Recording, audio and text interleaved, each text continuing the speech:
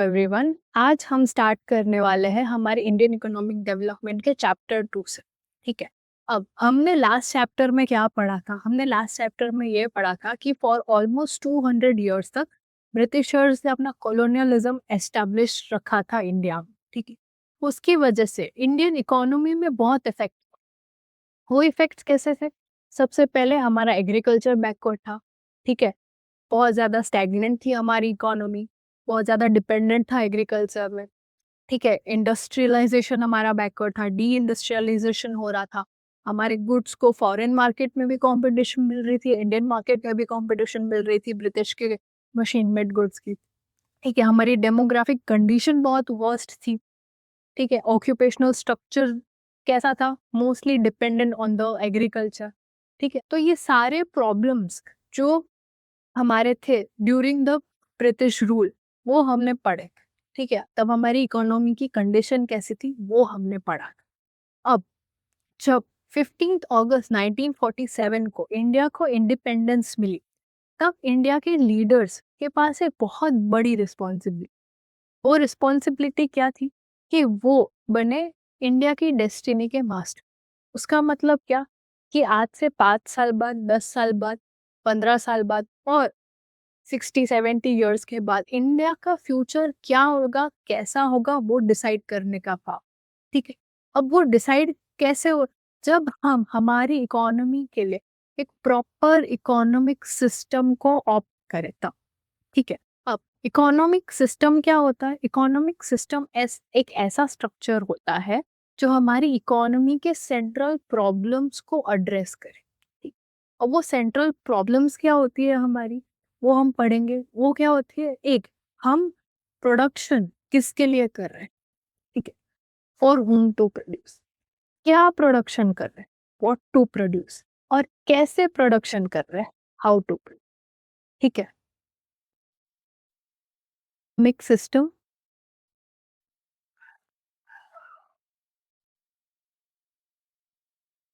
For to produce,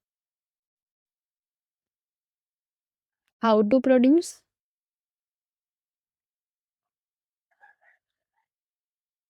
and for whom to produce.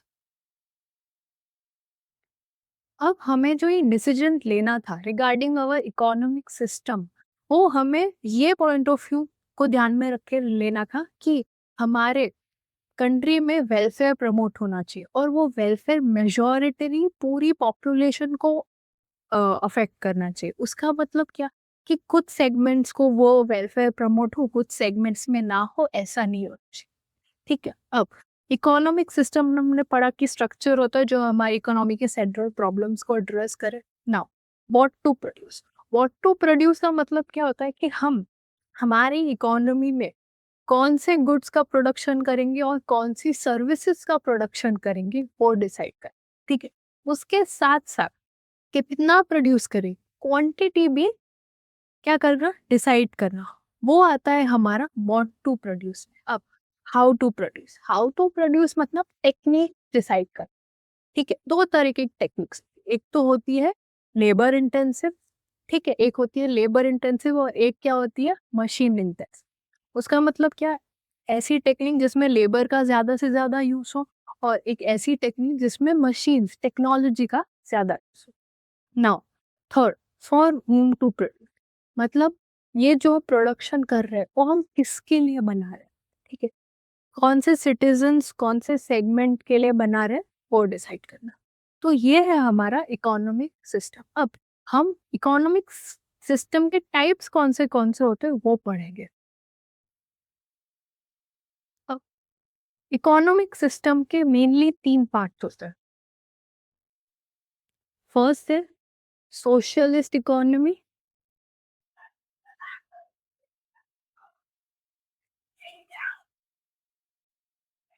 Capitalist economy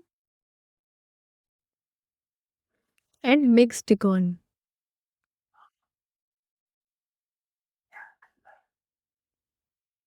ये तो हमारे socialist, capitalist और मिक्स। अब ये होते क्या है वो समझते। सोशलिस्ट इकोनॉमी में क्या होता है? जो हमारे फैक्टर्स ऑफ प्रोडक्शन होता है उसका कंट्रोल, उसकी अथॉरिटी और उसे कैसे यूज करना है, वो पावर किसके पास होती है? गवर्नमेंट के पास होती है। ठीक है, गवर्नमेंट के पास उसकी पावर होती है और गवर्नमेंट इसको ये एम के साथ यूज करती है कि मेरे कंट्री में पब्लिक वेलफेयर होना चाहिए। उसका मतलब मेरे कंट्री में जो भी सिटीजन्स रह रहे, ठीक है, उनका ग्रोथ होना चाहिए, उनका डेवलपमेंट होना चाहिए, उनके इंटरेस्ट में मैं ये फैक्टर्स ऑफ प्रोडक्शन यूज करूँ और अपनी इकोनॉमी को डेवलप करूँ। ठीक है, ये होता है सोशलिस्ट इकोनॉमी। पावर किसके पास होती है? गवर्नमेंट के पास होती है। क्या होता है?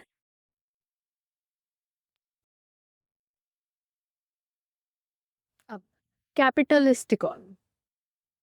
कैपिटलिस्ट इकोनॉमी क्या होती है? यहाँ पे फैक्टर्स ऑफ प्रोडक्शन का पावर किसके पास होता है?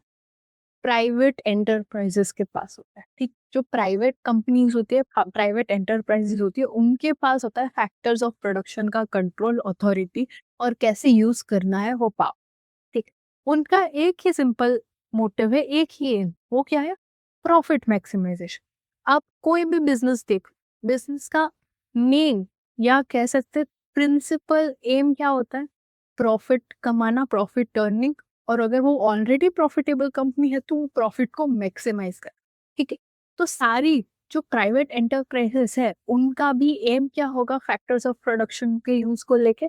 कि उनका profit maximize, right?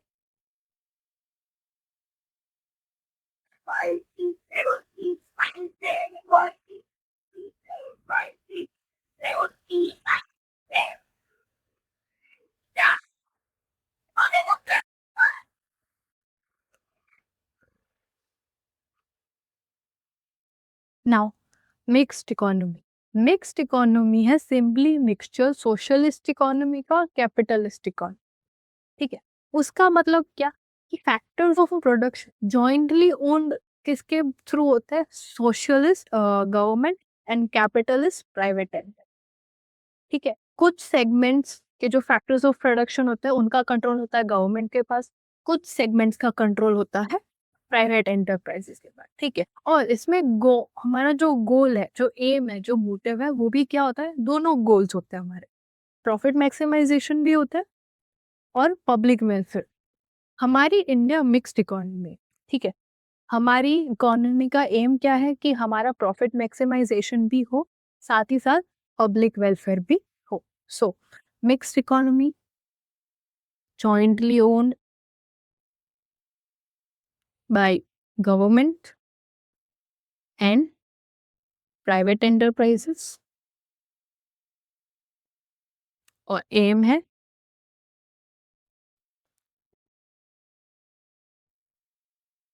And profit,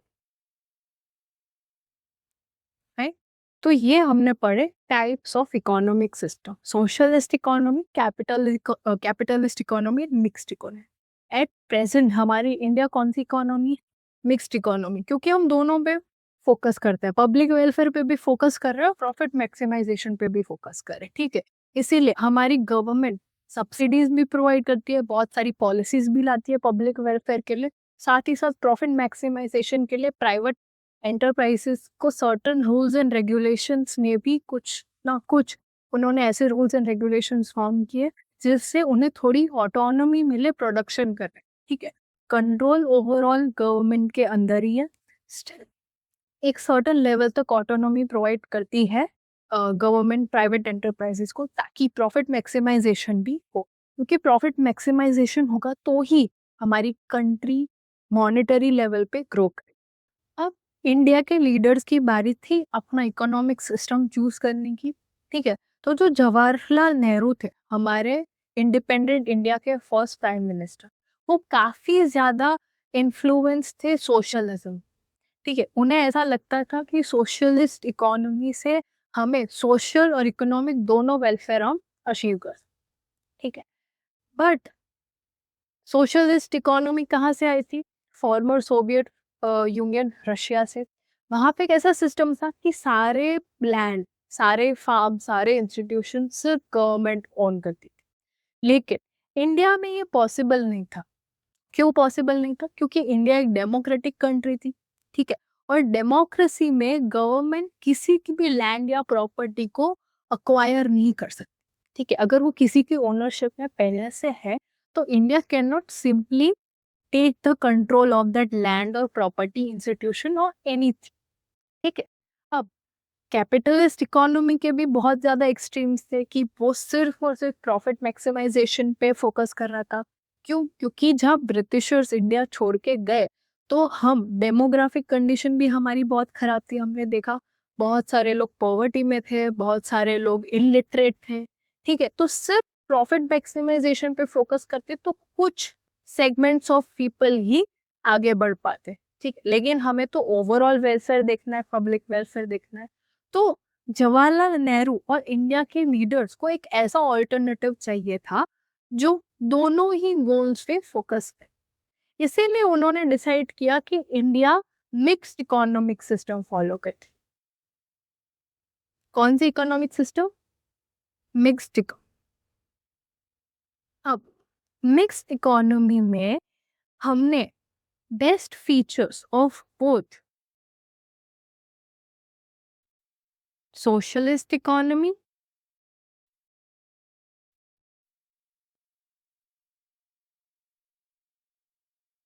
and capitalist economy,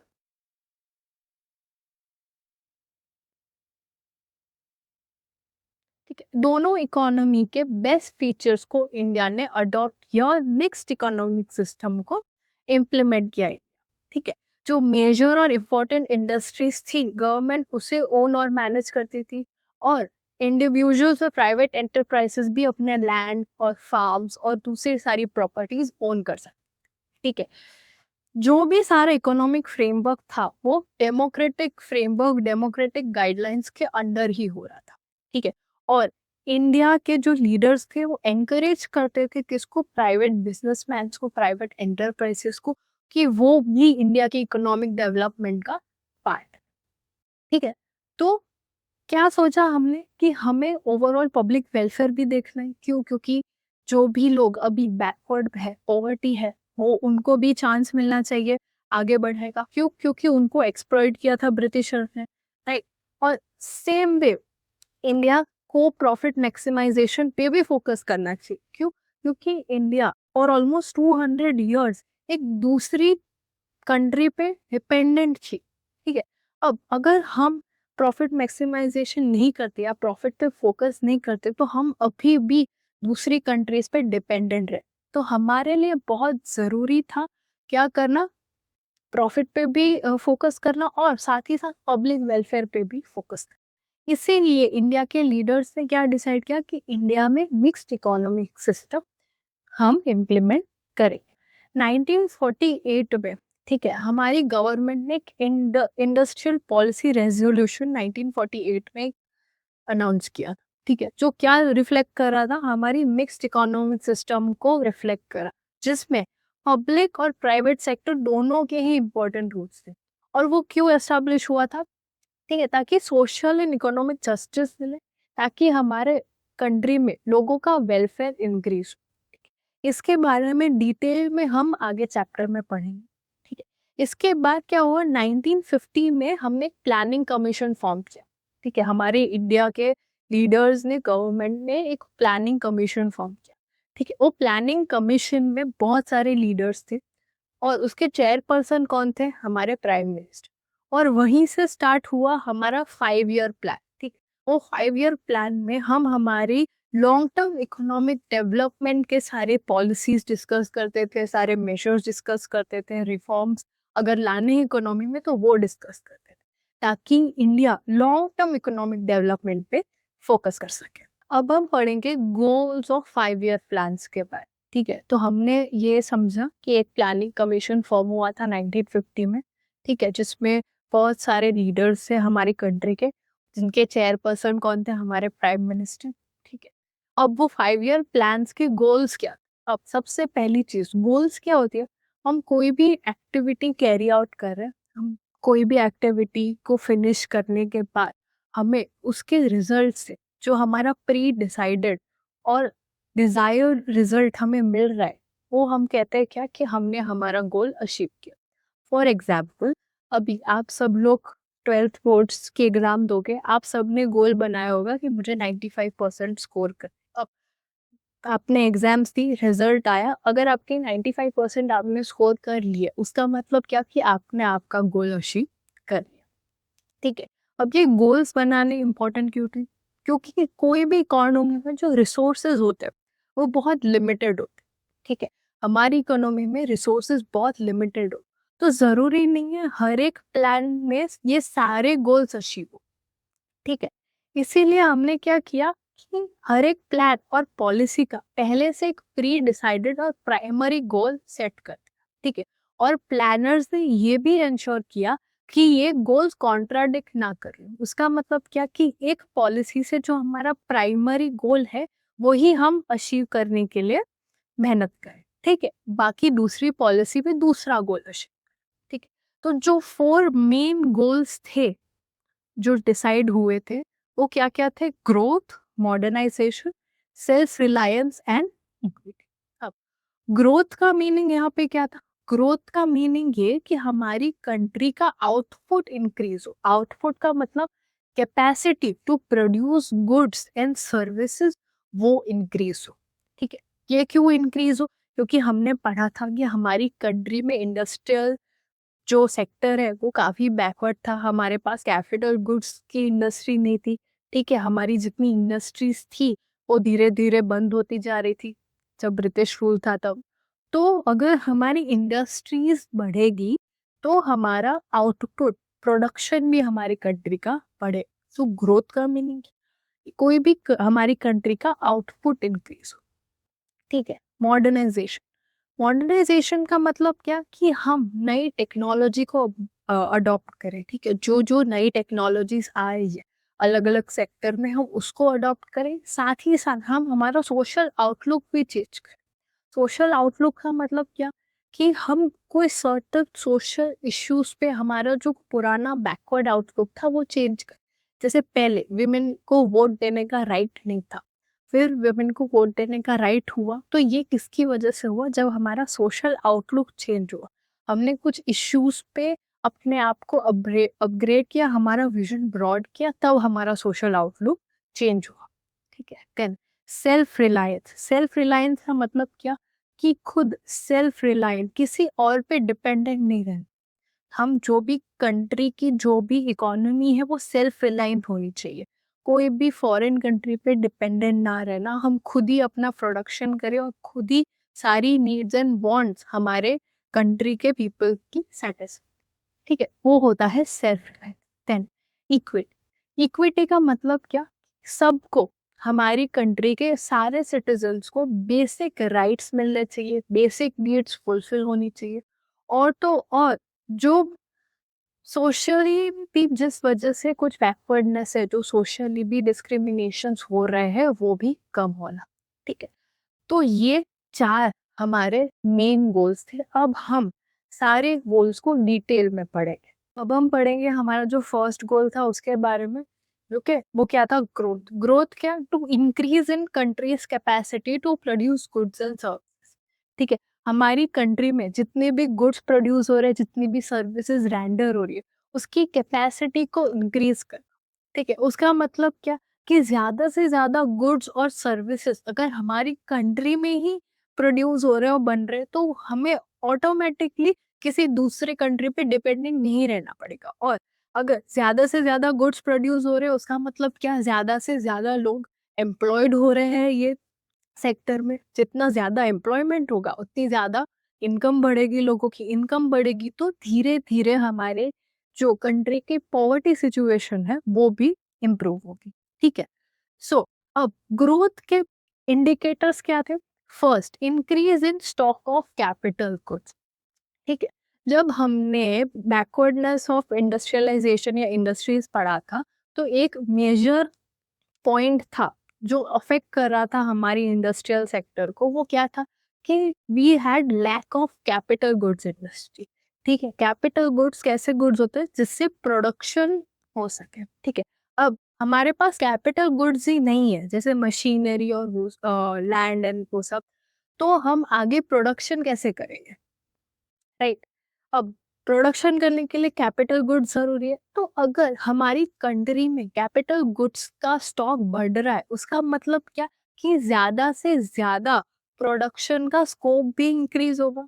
अगर मेरे पास 2 मशीनरी है, ठीक है, और एक मशीनरी में 100 गुड्स प्रोड्यूस होते हैं एक ईयर में, ठीक है, और 2 मशीनरी है तो 200 गुड्स प्रोड्यूस हो गए। अब अगर मेरे पास 5 मशीनरीज है, तो मेरे पास क्या है, स्कोप है कि मैं 200 से 500 तक गुड्स प्रोड्यूस कर सकती हूँ। डायरेक्ट मुझे 300 गुड्स मेरे इंक्रीज हुए, मुझे वो ग्रोथ मिला वहाँ पे।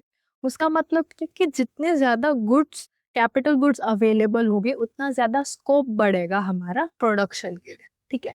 Expansion of supporting services like transport and banking, ठीक है।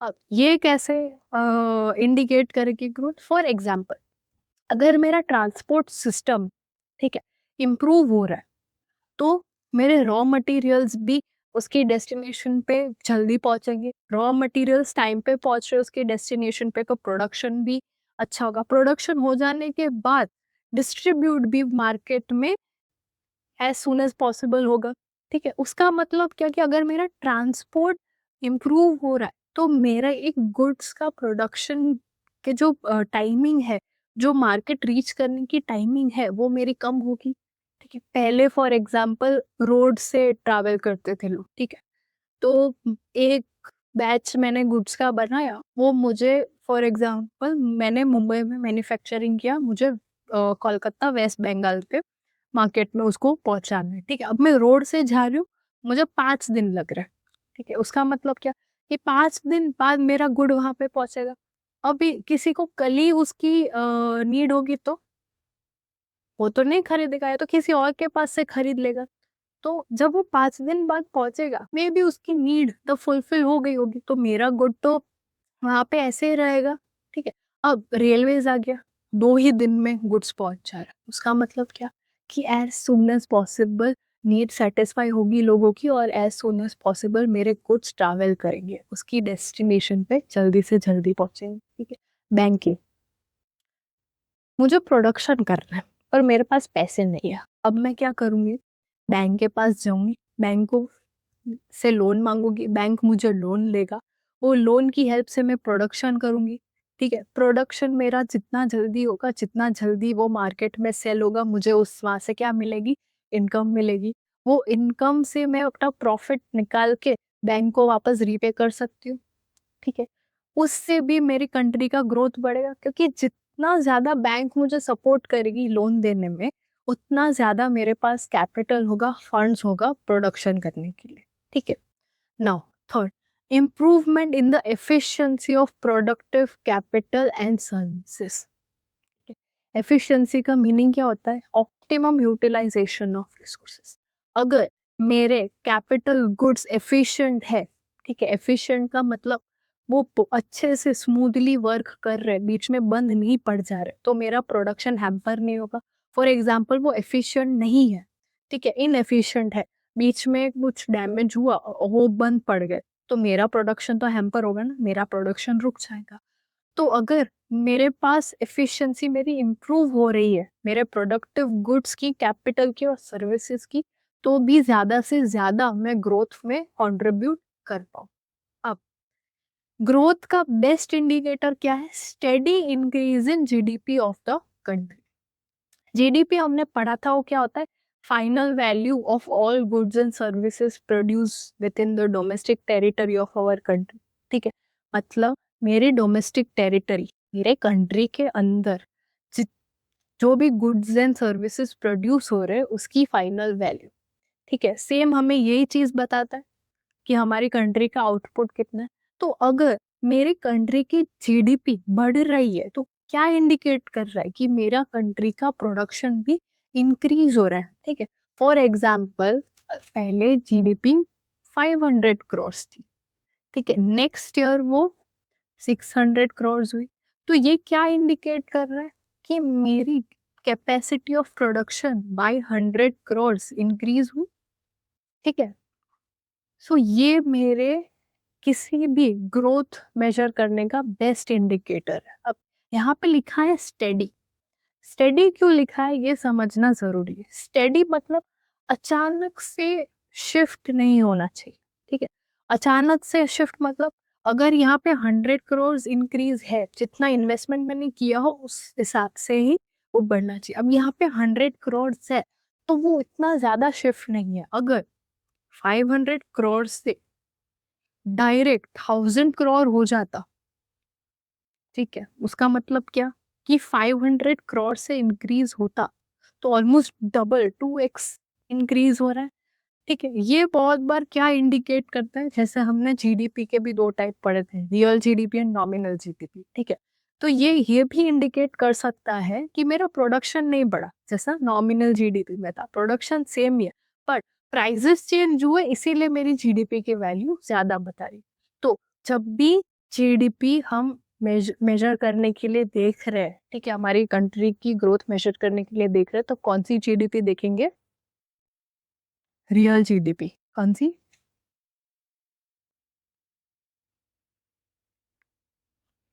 रियल जीडीपी, ठीक है। अब किसी भी कंट्री का ग्रोथ उसके स्ट्रक्चरल कॉम्पोजिशन से भी पता चलता है।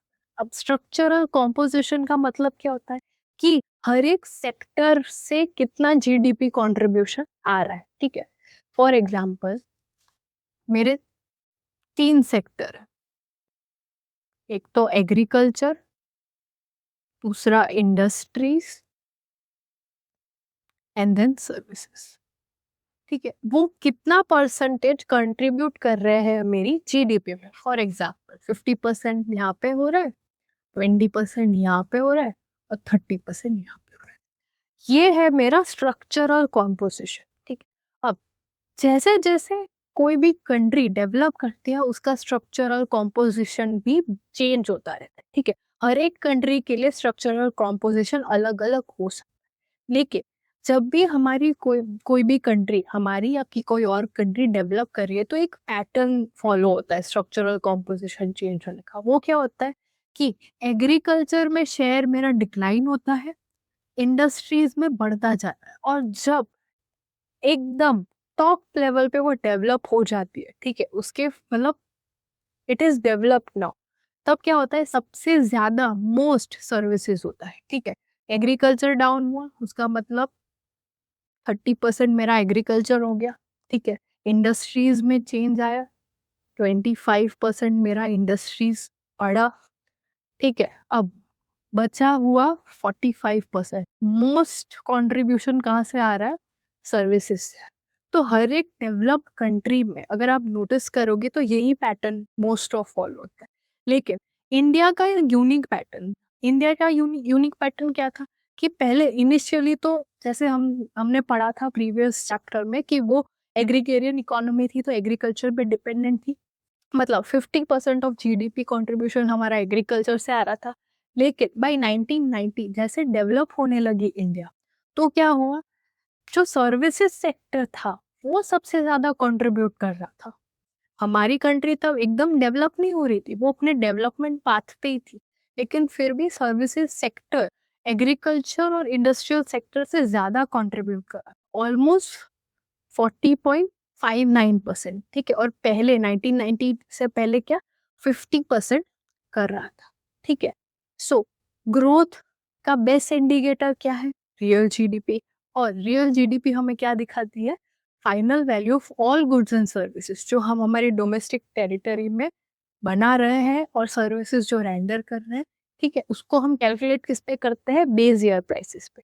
वो हमें दिखाती है हमारा ग्रोथ इंडिकेटर, राइट। अब हम पढ़ेंगे हमारे सेकेंड गोल के बारे में, जो क्या है? मॉडर्नाइजेशन। उसका मीनिंग क्या है?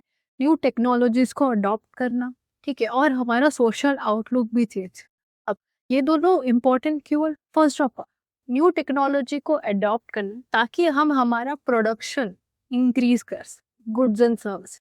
क्योंकि हमारे प्रीवियस गोल में हमने क्या पढ़ा था कि production of goods and services increase होगा तो अल्टीमेटली इकोनॉमी का ग्रोथ होगा, ठीक है। And also change in social law, ठीक है, वो भी हमें देखें। अब फर्स्ट अडोप्टिंग न्यू टेक्नोलॉजी से कैसे कैसे हम ग्रोथ ला सकते हैं। फर्स्ट अगर कोई एक फार्मर है, ठीक है, एग्जाम्पल में अगर कोई फार्मर है जो एक न्यू वैरायटी ऑफ सीड्स लेके आता है, ठीक है, उससे वो प्रोडक्शन करता है और उसका प्रोडक्शन इंक्रीज होता है, ठीक है। पहले वो फार्म में सिर्फ 10 टन्स प्रोडक्शन कर पाता था, ठीक है।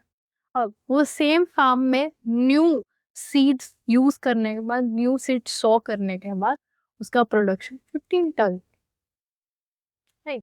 तो वो प्रोडक्शन मेरा इंक्रीज हुआ, राइट। सो प्रोडक्शन इंक्रीज होगा तो क्या होगा, अल्टीमेटली ग्रोथ होगा, ठीक है। अब एक फैक्ट्री में मैं कोई एक न्यू टेक्नोलॉजी की मशीनरी लेके आती हूँ, वो न्यू मशीनरी की टेक्नोलॉजी की वजह से मैं जो पहले गुड्स प्रोड्यूस करती थी और जो अब गुड्स प्रोड्यूस करती हूँ उसके अमाउंट में डिफरेंस है, ठीक है। कैसा पॉजिटिव डिफरेंस, क्यों? क्योंकि मैंने न्यू टेक्नोलॉजी को अडॉप्ट किया, ठीक है। अगर हम डेली लाइफ में भी देखें तो बहुत सारी टेक्नोलॉजीज आती रहती है, ठीक है, और हमें क्या करना पड़ता है, अपडेट करना पड़ता है। क्यों? ताकि हम हमारी प्रोडक्टिविटी इंक्रीज कर पाए। प्रोडक्टिविटी इंक्रीज होगी तो क्या होगा, अल्टीमेटली हमारा ग्रोथ बढ़ेगा, ठीक। पहले बैंक्स में मैन्युअली काम होता था, ठीक है, बड़े बड़े रजिस्टर्स होते थे, उसमें सारी एंट्रीज होती थी, उसमें जो भी कैश और वो होता था उसका बैलेंस होता था और उसका सारा हिसाब होता।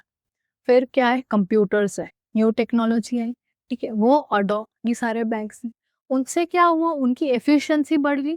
पहले कोई भी आता था अपने पैसे लेके तो उसका पूरा अलग से अकाउंट का रजिस्टर होता था, वो पूरा ऊपर से नीचे हमें देखना पड़ता था।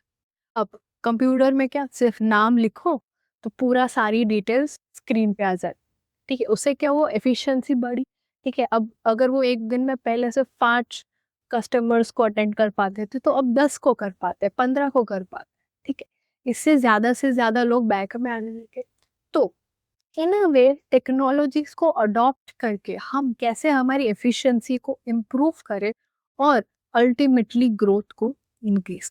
नाउ सोशल आउटलुक में चेंज लाने का मतलब क्या, कि हम कोई भी डिस्क्रिमिनेशन ना रखे, जेंडर डिस्क्रिमिनेशन ना रखे, कोई भी रिलीजन, कास्ट, रेस उसका डिस्क्रिमिनेशन ना, सबको एक इक्वल अपॉर्चुनिटी, एक इक्वल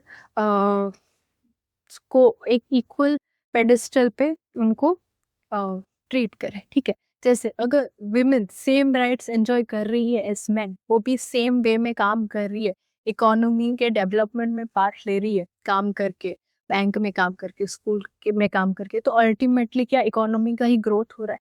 कैसे? हमारे आज के ज़माने में 50% of more than population females है, ठीक है। तो अगर हमें हमारी पूरी कंट्री सिर्फ 50% ऑफ पॉपुलेशन ही चला रही, तो उतना ग्रोथ या इतना डेवलपमेंट नहीं आएगा अगर 100% वर्कफोर्स हमारा काम कर रहे हैं तो, ठीक है। 100% वर्कफोर्स काम करेगा तो हमारा ग्रोथ और डेवलपमेंट ज़्यादा इंक्रीज होगा। वो सारी इकोनॉमीज जहाँ पे मैन एंड वुमेन को सेम राइट मिलता है और वो सेम राइट के साथ काम करती है, वो सारी इकोनॉमी बहुत प्रॉस्परस होती है, ठीक है। सो मॉडर्नाइजेशन में हमने क्या पढ़ा, एक प्रोडक्शन के लिए न्यू टेक्नोलॉजीज को अडॉप्ट करना, वो एक पार्ट हो गया हमारा मॉडर्नाइजेशन का। साथ ही साथ एक change in social output, social outlook लाना।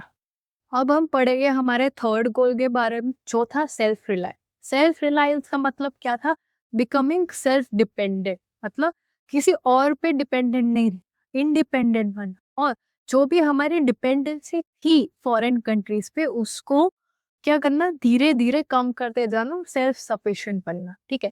जैसे आज हमारे जो प्राइम मिनिस्टर है, मिनिस्टर नरेंद्र मोदी, वो अपने हर स्पीच में बोलते हैं कि इंडिया आत्मनिर्भर बने, आत्मनिर्भर बने, ठीक है। आत्मनिर्भर का मतलब क्या, सेल्फ रिलायंट, खुद पे ही डिपेंड, खुद के कंट्री के, खुद के सिटीजन्स की नीड्स एंड वांट्स के लिए हम सेटिस्फाई कर पाए, खुद पे ही डिपेंडेंट हो, उसे कहते हैं सेल्फ रिलायंस, ठीक है। अब सेल्फ रिलायंस इंपॉर्टेंट क्यों था?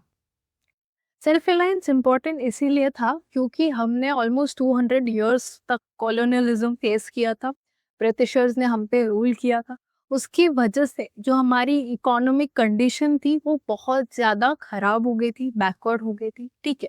इसीलिए जो हमारे फर्स्ट 7 ईयर प्लान्स थे, हमने पढ़ा कि 1950 से प्लानिंग कमीशन बनी और 7 ईयर प्लान्स बनना शुरू हुए। मतलब 1951 से 56 तक फर्स्ट 5 ईयर प्लान, देन 57 से फर्दर सेकेंड 5 ईयर प्लान। तो ऐसे 7 5 ईयर प्लान में जो मेजर फोकस था वो सेल्फ रिलायंस पर ही था और अपनी डिपेंडेंसी को कम करना, फॉरेन डिपेंडेंसी को कम करना, वो हमारा मेन गोल था। ठीक है। Then it was feared that dependency for food, grains, technology, and foreign capital could bring foreign dependence and foreign interference. ठीक है। मतलब क्या, अगर हम कोई भी कंट्री पे डिपेंडेंट है for anything, for food, grain, कोई टेक्नोलॉजी या तो कैपिटल के लिए, तो वो कंट्री अगर हमारी हेल्प कर रहा है तो वो कंट्री के पास एक अनअनाउंस्ड अनगिवन राइट भी मिल जाता है इंटरफेयर करने का हमारी इकोनॉमी में, जो सेम किया था ब्रिटिशर्स। ठीक है। उन्होंने क्या, हमने उनको पावर दी, वो पावर का उन्होंने फायदा उठाया और हमारी इकोनॉमी में इंटरफेरेंस स्टार्ट कर दिया और हम बन गए फॉरेन डिपेंडेंट। ठीक है। That's why self reliance was the most important and was most essential goal.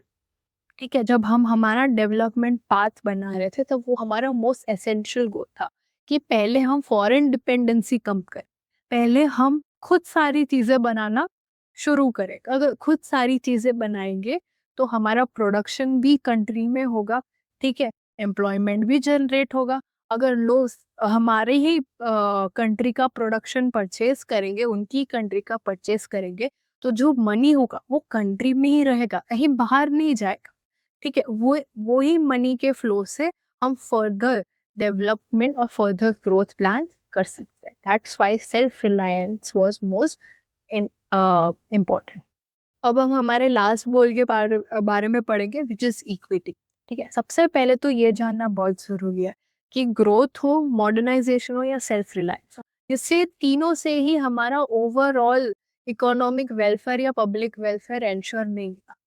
Public welfare ensure कब होता है, जब इकोनॉमिक प्रॉस्पेरिटी जो भी हमारी इकोनॉमी में हो रही है वो सारे सेक्शंस में अच्छे से और इक्वली डिस्ट्रीब्यूट। ठीक है। तब हमें मिलता है real benefit of our growth. Right. कैसे? फॉर एग्जाम्पल, अगर मेरी इनकम, मेरे कंट्री की इनकम बढ़ रही, ठीक है, लेकिन वो कुछ ही सेक्शंस में डिवाइड हो रही है और कुछ सेक्शन अभी भी पुअर है, तो मेरा ओवरऑल पब्लिक वेलफेयर इंश्योर नहीं हो रहा है। ठीक है। पब्लिक वेलफेयर का मीनिंग क्या है कि जितने भी सिटीजन्स है मेरी कंट्री में, वो सबको बेसिक नीड्स अनेबल होनी चाहिए, जैसे कि food, housing, education, health care, वो इंश्योर होनी चाहिए। अगर वो उन्हें इंश्योर हो रही है, उसका मतलब पब्लिक वेलफेयर हो रहा है। ठीक है। अगर पब्लिक वेलफेयर ओवरऑल हर एक सेक्शन में नहीं होगा तो क्या होगा, rich will become more rich and poor will become more poor. इसीलिए it is important to ensure equity. ठीक है। A country may have high economic growth, modern technology, self reliance, yet most of its people live in poverty. ये कब possible होता है, अगर मेरा production, ठीक है, मैंने प्रोडक्शन मेरा बढ़ा, कैपेसिटी बढ़ाई, आउटपुट बढ़ा, लेकिन इसका सिर्फ प्रॉफिट है वो कुछ ही सेक्शंस में बढ़ रहा है। ठीक है। जो कर रहे हैं उन्हीं में डिवाइड हो, तो ये मेरा इकोनॉमिक प्रॉस्पेरिटी इंश्योर नहीं करेगा। अगर हर एक सेक्शन में, ठीक है, without in equality in distribution of income अगर इंश्योर हो रहा है, तभी मेरा इकोनॉमिक प्रॉस्पेरिटी ओवरऑल होगा एंड इक्विटी मेंटेन होगा।